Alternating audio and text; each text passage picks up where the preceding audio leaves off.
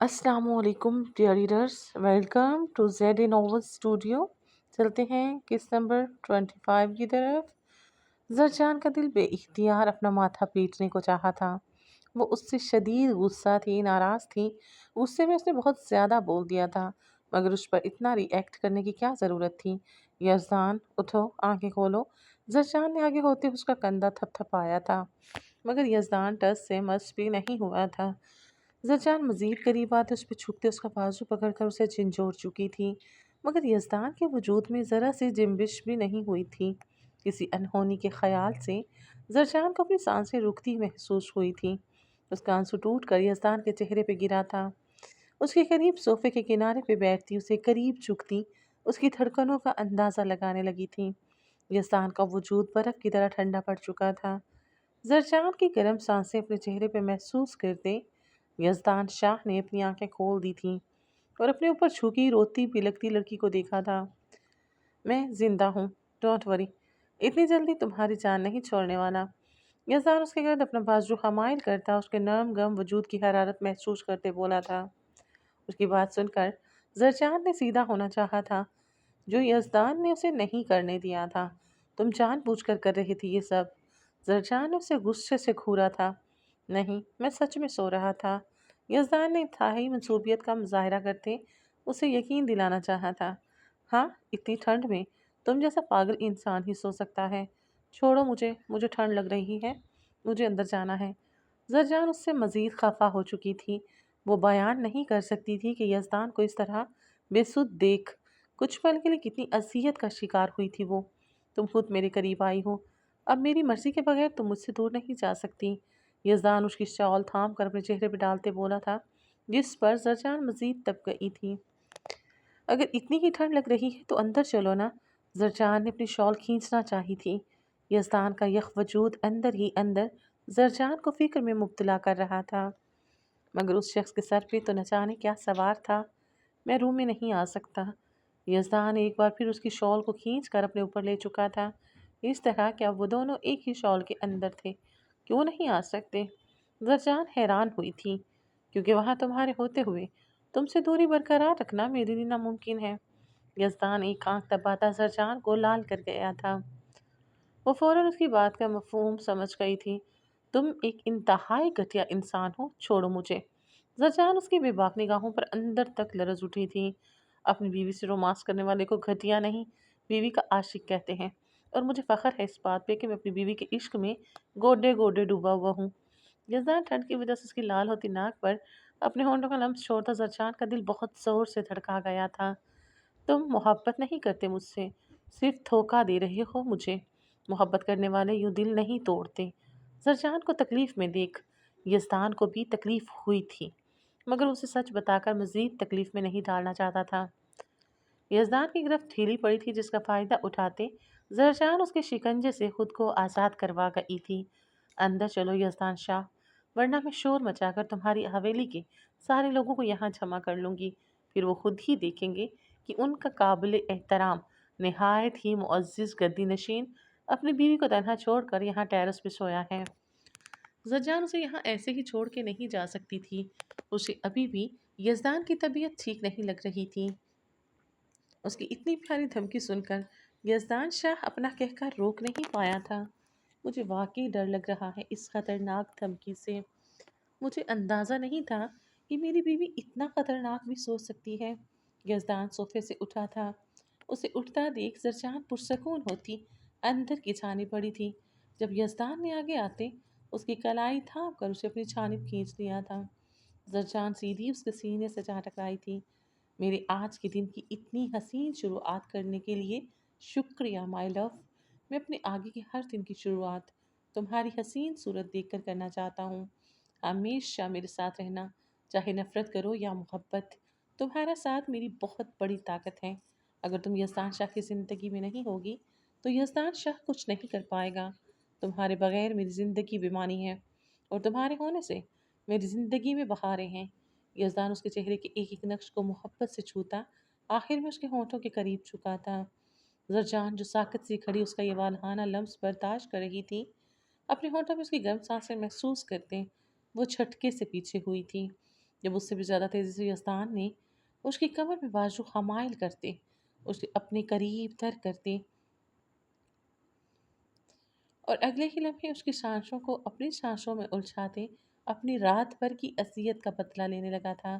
سرچان اس کی شرٹ کو مٹھیوں میں دبوچے خود کو اس کی گرفت سے آزاد کروانے کی کوشش کرتی اس کے شکنجے میں پھڑ پھڑا کر رہ گئی تھی۔ یزدان اسے آزاد کرنے کے موڈ میں بالکل بھی نہیں تھا، مگر اس کی مدھم ہوتی سانسوں اور دم توڑتی مزاحمت پر یزدان نے اس پر رحم کھاتے اس کے گداز لال ہوتے ہونٹوں کو نہ چاہتے ہوئے بھی آزادی بخش دی تھی۔ تم جب بھی مجھ سے دور جانے کی کوشش کرو گی، یزدان شاہ کی جانب سے اس حسین سزا کی حقدار رہو گی۔ یزدان اس کے لرزتے کانپتے وجود کو اپنے سینے میں بھینچتا باہوں میں اٹھا چکا تھا، جبکہ سرجان اپنی سانسیں معمول پر لانے میں ہلکان ہوتی، شرم و خفت کے مارے اس کے سینے سے سر بھی نہیں اٹھا پائی تھی۔ آئی لو یو سو مچ۔ تم مجھ سے جتنی نفرت کرو گی میں ہر بار اس نفرت کا جواب اپنی ایسی ہی شدید محبت سے دوں گا۔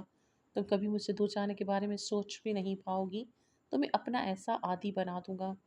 زرجان کی پیشانی پر اپنے دہتے لب رکھتے شدت پسندی سے بولتا وہ اس کا دل لرزا گیا تھا۔ زرجان میں اس وقت ہمت نہیں بچی تھی اس سے لڑنے کی۔ غضب ہو گیا۔ اللہ رحم کرے، اب نہ جانے کیا ہوگا۔ اللہ جتوئی حویلی اور ہمارے قبیلے کو ہر طرح کی آفت سے محفوظ رکھے۔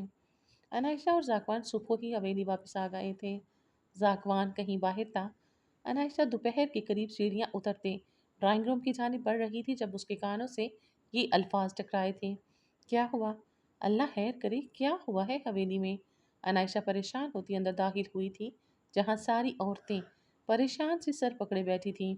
انائشہ کو زاکوان سویت حویلی کا کوئی بھی فرد وہاں دکھائی نہیں دیا تھا۔ قبیلے کے لوگوں کے آپس میں بہت سخت لڑائی ہوئی ہے، جس میں سردار سائیں کے خاص آدمی بھی شامل ہیں۔ 2 لوگوں کے قتل ہوئے ہیں اور جن کا قتل ہوا ہے وہ سردار سائیں کے پہلے ہی خلاف ہیں۔ بہت بار اندر ہی اندر سازشیں کر چکے ہیں اور اب بھی یہ ان کی کوئی چال ہی لگ رہی ہے۔ خان حویلی والوں کے ساتھ مل کر وہ سب سردار سائیں کو پھنسانا چاہتے ہیں اور انہیں سردار کی کرسی سے ہٹانا چاہتے ہیں۔ غزالہ نے انائشہ کو جواب دیا تھا، جو سن کر انائشہ کے چہرے پر بھی پریشانی کے تاثرات نمایاں ہوئے تھے۔ لیکن جب سردار سائیں نے کچھ غلط کیا ہی نہیں تو وہ لوگ کیسے پھنسا سکتے ہیں سردار سائیں کو؟ انائشہ کو یہاں کی دشمنیاں ابھی تک سمجھ نہیں آئی تھیں۔ کرتا کوئی تھا، پھنستا کوئی اور تھا، کیونکہ جنہوں نے قتل کیا ہے وہ سائیں کے خاص لوگ ہیں اور وہ سائیں سے غداری کر کے خود مصیبت سے بچنے کے لیے خان حویلی والوں کے ساتھ مل کر یہ بیان دے چکے ہیں کہ انہیں ایسا کرنے کے لیے سائیں نے خود بولا تھا، جس کے بعد اب سارا الزام سردار سائیں پہ آ چکا ہے۔ غزالہ نے اسے تفصیل بتائی تھی، جو سن کر انائشہ خفگی سے مٹھیاں بیچ گئی تھی۔ وہ جانتی تھی زاکوان جتوئی دل کا کتنا اچھا انسان تھا، وہ یوں کسی کو نہیں مروا سکتا تھا۔ لوگ صرف اقتدار پانے کے لیے کیسے کیسے لوگوں کی جانوں سے کھیل رہے تھے۔ انائشہ نے خوف سے سرسری سی لی تھی۔ اب بس خدا کرے کچھ بھی کر کے سردار سائیں اس الزام کو اپنے سر سے ہٹا لیں، ورنہ ان سے چھین کر یہ سرداری جس کے پاس بھی گئی تو قبیلے کو تباہی کی نظر ہونے سے کوئی نہیں بچا پائے گا۔ اتنے سالوں سے نہ جانے کتنے لوگوں کی نظر ہے اس اقتدار پر، مگر سردار سائیں نے اب تک کسی کو اپنی کرسی کے قریب بھی پٹکنے نہیں دیا۔ خدا کرے آگے بھی ایسا ہی ہو۔ سفینہ بیگم کی آنکھوں میں آنسو تھے۔ آج پہلی بار انائشہ نے سب خواتین کو یوں پریشان ہوتے دیکھا تھا۔ سب لوگ اس کے زاکوان کو اتنا چاہتے تھے۔ یہ دیکھ انائشہ کے دل میں زاکوان کے لیے عزت اور محبت مزید بڑھ گئی تھی، جس نے کبھی بھی اپنی پاور کا غلط استعمال نہیں کیا تھا۔ ایسا کچھ نہیں ہے میری گڑیا، آپ کی مہر جان آپ کو دھوکہ دینے سے پہلے اپنی جان دے دیں۔ آپ اور یزدان مجھے میری جان سے بڑھ کے عزیز ہیں۔ مہر جان اس کے ہاتھ تھامتی محبت بھرے نم لہجے میں بولی تھی، تو پھر آپ نے مجھے یزدان شاہ کا سچ کیوں نہیں بتایا؟ آپ جانتی تھی نا کہ وہ دل شیر بن کر میرے آس پاس موجود ہیں۔ آپ نے ہر بات کیوں چھپائی مجھ سے؟ آپ جانتی تھی نا کہ میں کتنی تکلیف میں ہوں، پھر بھی آپ نے میرا خیال نہیں کیا۔ آپ نے اور آپ کے بیٹے نے بہت بری طرح میرا ٹرسٹ توڑا ہے۔ میں اب کبھی کسی پر بھی بھروسہ نہیں کر پاؤں گی۔ زرجان نم آنکھوں کے ساتھ بولتی مہر جان کو بے چین کر گئی تھی۔ ان کا ایک بار دل چاہا تھا کہ اسے سب سچ بتا دے، مگر یزدان کو اندر آتا دیکھ وہ اپنی اس خواہش کو اندر ہی دبا آ گئی تھی۔ یزدان کو اندر آتا دیکھ زرجان نے فوراً اس کی جانب سے چہرہ موڑتے اپنے آنسو صاف کیے تھے۔ اس کی یہ حرکت یزدان سے پوشیدہ نہیں رہ پائی تھی۔ تمہارا قصوروار میں ہوں، میں نے تمہیں دھوکہ دیا ہے۔ مہر جان نے کچھ نہیں کیا، جو بھی شکوے شکایتیں کرنی ہیں مجھ سے کرو۔ یزدان اس کے ہنسی سراپے پر ایک بھرپور نظر ڈالتا سامنے رکھے صوفے پر برچمان ہوا تھا۔ زرجان مہرجان کا لحاظ کرتے اسے کوئی جواب نہیں دے پائی تھی۔ آپ لوگ بیٹھیں، میری باہر کچھ مہمان بیٹھی ہیں، میں ان سے مل کر آتی ہوں۔ مہرجان نہایت ہی سمجھداری کا مظاہرہ کرتی وہاں سے اٹھ گئی تھی۔ تو تم اب اس طرح مجھے اگنور کرو گی؟ یزدان کی نگاہیں فیروزی رنگ کے خوبصورت سے لباس میں ملبوس، کندھوں پر بلیک شال رکھے، لمبے بالوں کو کیچر میں قید کیے بیٹھی زرجان سے ہٹنے کا نام ہی نہیں لے رہی تھیں۔ اس کی سبھی رنگت اس رنگ میں کھل رہی تھی۔ غصے اور ٹھنڈ کی وجہ سے رنگت میں بھی گلابیاں سی کھلی ہوئی تھی۔ یزدان کو اپنی جانب دیکھتے ہوئے گریز برتتی مزید بے چین کر گئی تھی۔ اس کا یہ ناراضگی بھرا انداز یزدان شاہ کا سکون و چین لوٹ رہا تھا۔ وہ اسے روٹھی روٹی سے بہت زیادہ پیاری لگ رہی تھی۔ مسز میں آپ سے بات کر رہا ہوں۔ میں جانتا ہوں میں بہت زیادہ ہینسم لگ رہا ہوں لیگ سے اور سوٹ میں، مگر آپ کو مجھ سے خطرہ نہیں ہونا چاہیے۔ آپ تو آلریڈی اپنا دل میرے نام کر چکی ہیں۔ یزدان اسے بولنے پہ اکسایا تھا جب یزدان کی بات پر نہ چاہتے ہوئے بھی زرجان کی غیر ارادی نظر اس کی جانب اٹھی تھی، جس پر یزدان اپنا بساختہ امٹ آنے والا کہکا نہیں روک پایا تھا۔ اس کی چالاکی پر زرجان غصے سے مٹھیاں بھینچتی وہاں سے اٹھ گئی تھی۔ اس کا رخ دروازے کی جانب تھا جب قریب سے گزرنے پر یزدان نے ہاتھ بڑھا کر اسے اپنی جانب کھینچ لیا تھا۔ زرجان سیدھی اس کی گود میں جا گری تھی۔ یہ کیا حرکت ہے؟ چھوڑو مجھے یزدان شاہ، میں تمہاری شکل بھی نہیں دیکھنا چاہتی۔ زرجان اس کی گرفت سے آزاد ہونے کی کوشش کرتی چلائی تھی۔ تم مجھ سے بات کیوں نہیں کر رہی؟ زرجان اس کی ٹھوڑی اپنی جانب موڑتے اس کی ٹھوڑی کے خم پر اپنے ہونٹ رکھتے اس کی دھڑکنیں تیز کر دی تھی۔ تم ایک سائیکو انسان ہو، تمہیں کیا لگتا ہے یہاں حویلی میں قید کر کے رکھو گے، اپنی مرضی جتاؤ گے اور میں تمہاری ہر بات مانوں گی؟ ایسا ہرگز نہیں ہوگا۔ میں اپنے حق کے لیے لڑنا بھی جانتی ہوں اور دھوکے بازوں کو دھول چٹانا بھی۔ زرجان یزدان کی شرٹ مٹھیوں میں جکڑے بولتی اپنا چہرہ اس کے چہرے کے قریب لے جاتی بولتی اسے وارن کر گئی تھی، جب اسی لمحے یزدان نے اس کے سلیقے سے بنے بالوں میں اپنی انگلیاں پھنساتے اس کا چہرہ اپنے چہرے کے مزید قریب کر لیا تھا۔ زرجان اس کی حرکت پر اچانک سے بکھلا گئی تھی۔ میں چاہتا ہوں تم مجھے سزا دو، ہر اس دھوکے کی سزا جو میں نے تمہیں دیا ہے، تمہیں ہرٹ کیا ہے، مگر ایسے ہی میرے قریب رہ کر میری ایک بات ہمیشہ یاد رکھنا، زندگی یزدان شاہ دنیا کی ہر شے کو بھول سکتا ہے سوائے تمہارے۔ بہت مشکل سے پایا ہے تمہیں، مجھ سے دور جانے کی کوشش مت کرنا۔ یزدان جذبات کے عالم میں بولتا اس کے اوپری ہونٹ میں بنے تل پر اپنے لب رکھ گیا تھا۔ اس کا لمس اتنی شدت لیے ہوئے تھا کہ زرجان لرز اٹھی تھی۔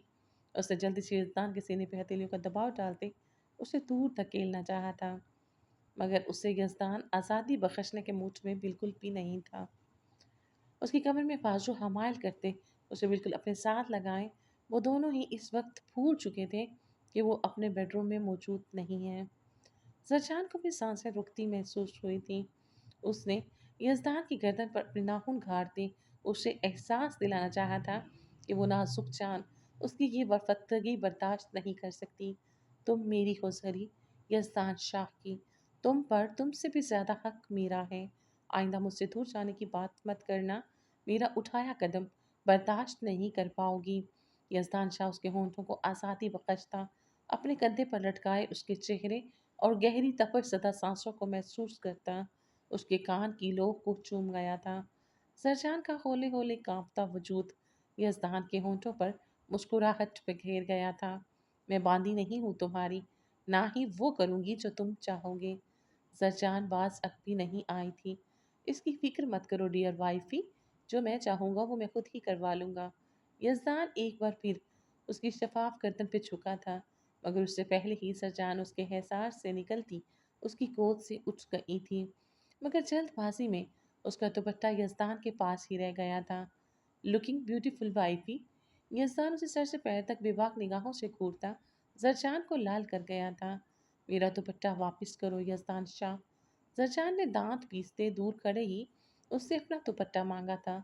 تم نہ صحیح، تمہارا دوپٹہ ہی صحیح، کسی کو تو میرے پاس رہنے دو۔ مجھے کبھی نہیں لگا تھا کہ تم اتنی ظالم اور سنگ دل ہو سکتی ہو، اتنے قریب رہ کر بھی تڑپا رہی ہو مجھے۔ بہت جلد اپنی اس تڑپ کا بدلہ سود سمیت لوں گا تم سے، میں اس دن تمہاری خیر نہیں ہوگی۔ یزدان اپنے موبائل پہ آتی فون کال کو دیکھتا، زرجان کو مزید تنگ کرنے کا ارادہ ترک کرتا اپنی جگہ سے اٹھا تھا۔ زرجان کے قریب جاتے اس کے لال پڑتے گالوں پر باری باری لبکتا، وہ اسے آنکھوں ہی آنکھوں سے وارن کرتا وہاں سے نکل گیا تھا۔ اس کے جاتے ہی زرجان اپنے دل پہ ہاتھ رکھتی وہیں صوفے پر ٹھہر گئی تھی۔ اس انسان کی بولتی قربت برداشت کرنا آسان بالکل بھی نہیں تھا، جبکہ ایک نفوس جو کب سے وہاں چھپا یہ سب زہریلی نگاہوں سے دیکھ رہا تھا، یزدان کے جاتے ہی وہاں سے ہٹ چکا تھا۔ موم، یہ کیسی باتیں کر رہی ہیں آپ؟ انائشہ مہناز بیگم کی کہی باتیں سن کر چکرا گئی تھی۔ میں بالکل ٹھیک کہہ رہی ہوں انائشہ، تمہیں ساکوان جتوئی سے خطرہ ہے۔ اس نے تم سے یہ شادی کسی محبت میں آ کر نہیں کی۔ میں پہلے دن سے جانتی تھی کہ وہ صرف اپنی ضد میں مجھ سے بدلہ لینے اور تمہارے ماموں کو نیچا دکھانے کے لیے تم سے شادی کر رہا ہے۔ لیکن اس دن تمہارے ساتھ اس کا حسن سلوک اور تمہیں وہاں کی سردارنی بنا دیکھ میں یہی سمجھی کہ شاید وہ اب ٹھیک ہو چکا ہے، لیکن ایسا کچھ نہیں ہے میری جان۔ وہ ایک انتہائی گھمنڈی اور اونچی ناک رکھنے والا وڈیرا ہے جو کبھی کسی کے آگے جھکتا نہیں ہے، صرف دوسروں کو جھکانا جانتا ہے۔ تم سے شادی کرنے کا مقصد صرف خان حویلی والوں کو نیچا دکھانا تھا۔ وہ کبھی بھی اپنا بدلہ پورا کرنے کے لیے تمہیں مار سکتا ہے۔ انائشہ، تم میری پوری زندگی کا حاصل ہو، میں تمہارے بغیر نہیں رہ سکتی۔ تمہارے ماموں کوشش کر رہے ہیں اپنے لوگ وہاں بیچ کر تمہیں وہاں سے نکلوانے کی، تم بس تیار رہنا۔ مہناز بیگم ایک ہی سانس میں بولتی انائشہ کو بالکل ساکت کر گئی تھی۔ اگر مہناز بیگم پہلے اسے ایسی کوئی بات کہتی تو وہ فوراً یقین کر لیتی، مگر اب ایسا نہیں تھا۔ زاکوان جتوئی پر وہ خود سے زیادہ بھروسہ کرنے لگی تھی۔ جو شخص اس پر جان دیتا تھا وہ بھلا اس کی جان کیسے لے سکتا تھا؟ ماما، آپ کو یقیناً کوئی شدید غلط فہمی ہوئی ہے، میرے سردار سائیں ایسا نہیں کر سکتے۔ انائشہ نے یقین بھرے انداز میں جواب دیتے فون کاٹ دیا تھا۔ اس کا چہرہ بالکل لال ہو چکا تھا۔ اس کی زندگی کی ایک اہم ہستی اس کی زندگی کی دوسری اہم ہستی کے خلاف اتنی بڑی بات بول گئی تھی۔ مجھے زاکوان سے بات کرنی ہوگی۔ انائشہ اس وقت شدید ٹینشن میں آ چکی تھی۔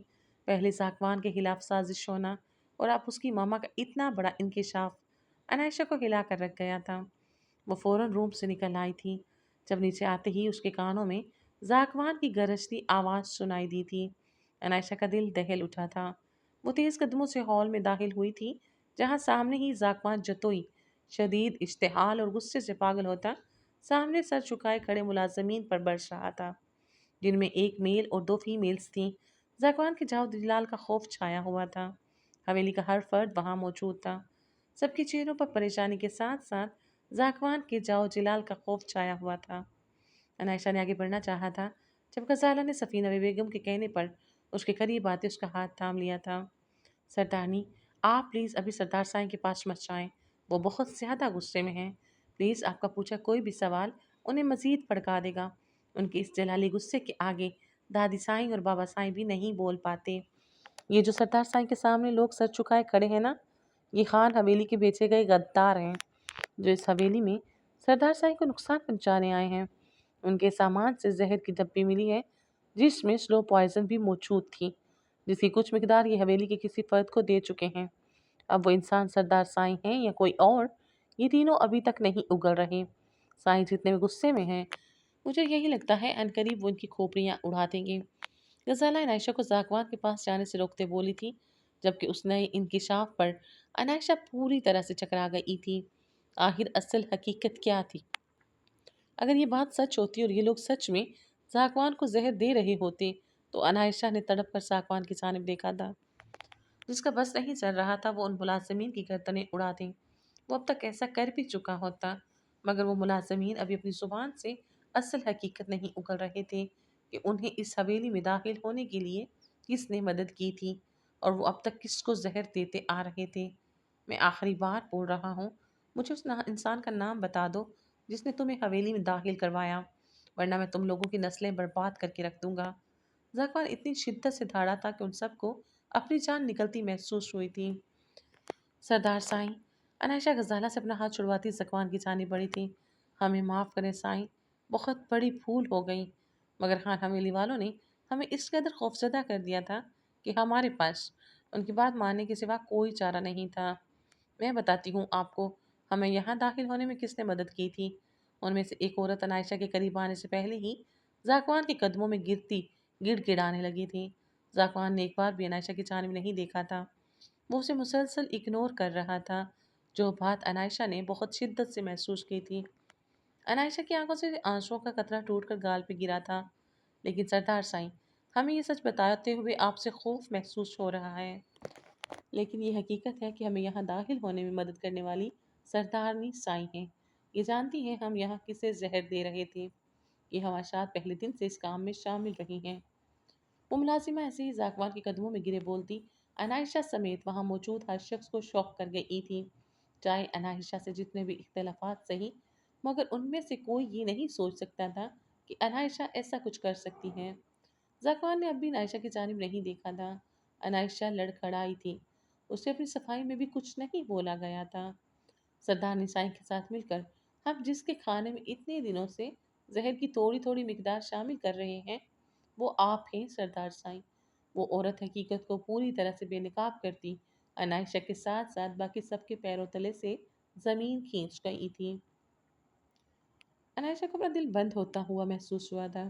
اس پر تو الزام لگا ہی تھا، ساتھ میں جو زاکوان کے حوالے سے انکشاف ہوا تھا، وہ سن کر انائشہ کو ہوا میں آکسیجن کم ہوتی محسوس ہوئی تھی۔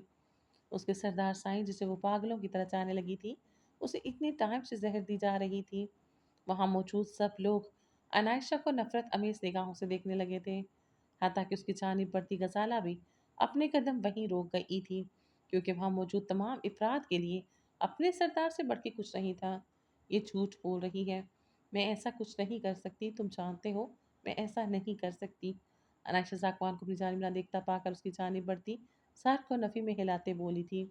پوری دنیا اس پہ اعتبار نہ کرتی، اسے پرواہ نہیں تھی، مگر اپنے سردار کی بے اعتباری وہ برداشت نہیں کر سکتی تھی۔ انائشہ کی آنکھوں سے آنسو تیزی سے بہہ رہے تھے۔ سردارنی، اپنے کمرے میں جائیں آپ۔ زاکوان سردار ٹھٹرا دینے والے سرد لہجے میں بولتا، وینا اس کی جانب دے کے اسے وہاں سے جانے کا حکم دے گیا تھا۔ کیوں جاؤں میں؟ تم پہلے میری بات سنو گے۔ یہ لوگ جھوٹ بول رہے ہیں۔ انائشہ کی بات ماننے سے انکاری وینا ارد گرد موجود لوگوں کا لحاظ کیے خفگی سے بولی تھی، سردارنی انائشہ آصف خان، میں آپ سے کہہ رہا ہوں اپنے کمرے میں جائیں، تو اس کا مطلب ہے آپ اپنے کمرے میں جائیں۔ میں اس وقت آپ کی کسی بات کی کوئی وضاحت نہیں سننا چاہتا۔ زاکوان انائشہ کی بات کے جواب میں اتنی شدت سے دھاڑا تھا کہ لمحہ بھر کو انائشہ کو حویلی کے در و دیوار ہلتے محسوس ہوئے تھے۔ اس نے انتہائی بے یقینی کے ساتھ زاکوان کا یہ انداز دیکھا تھا۔